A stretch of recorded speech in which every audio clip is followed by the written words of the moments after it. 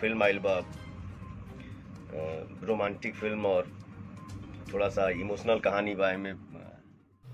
तो दोस्तों, संघर्ष 2 मूवी को लेके पवन सिंह, प्रमोद प्रेमी, रितेश पांडे, टुनटुनलाल यादव और खेसारी के राइटर अखिलेश कश्यप और भोजपुरी के तमाम एक मिलकर इस मूवी को सपोर्ट कर रहे हैं। फिल्म और थोड़ा सा इमोशनल कहानी बा में, एक्शन ना की ही बराबर बा।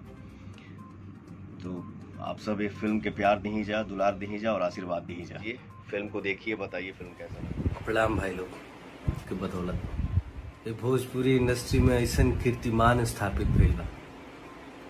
आज वैसे तो आज जश्न के दिन है।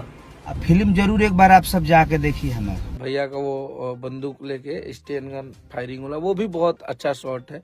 तो देखने के बाद ये लगा कि हमारी भोजपुरी में बहुत ही अच्छा सिनेमा बनल बा और बहुत तगड़ा कॉन्सेप्ट भी बा होगा।